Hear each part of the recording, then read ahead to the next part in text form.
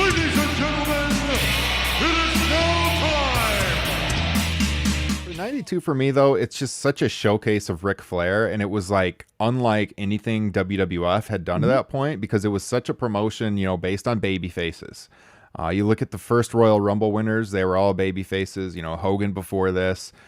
You go back to Hacksaw, had Big John Studd with it. But here you got Ric Flair coming in, early in his WWF run.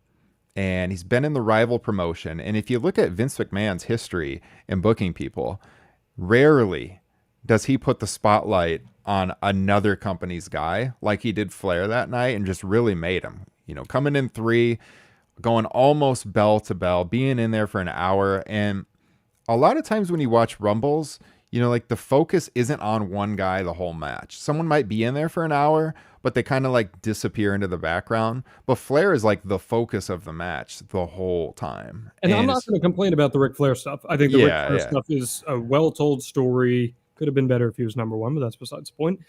I just think that is the best part about it. Heenan's great. The tear in my eye promo is awesome. Yeah, the tear in my eye promo was, I guess, directed at Jim Herd in WCW, and he gave that on like almost no notice that night. They're like, "Oh, by the way, you got a promo. Go do it." He's like, "All right, here we go." But yeah, Flair is so great, and it's just to have a heel win like that for the world title for the first time. You mentioned the star power that makes it really great too. To me, it is the best Royal Rumble of all time. There are criticisms. I think all of them have criticisms. I agree. I always thought the Sid Hogan stuff didn't make sense. It should have been reversed, I think.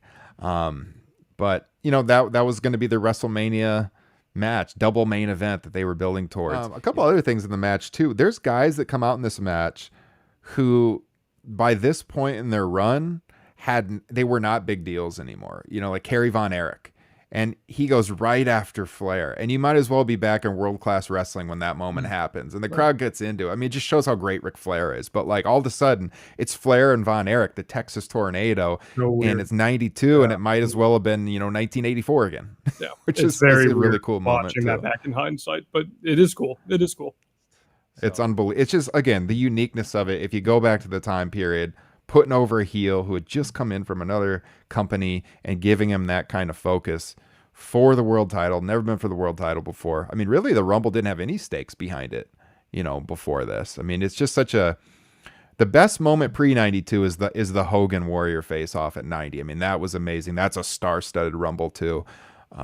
But as far as moments go for me, and yes, my childhood too, but as far as company history too, it's, 92 for me is tough to beat. I do love 2001 also, John, though. I mean, that's a pretty solid one. Can we both agree that 99 is like among the worst? Yes, easily. 99 is just absolute trash. Awful. So and bad. Then the fact that the winner had no importance at all and it was completely negated makes it even worse.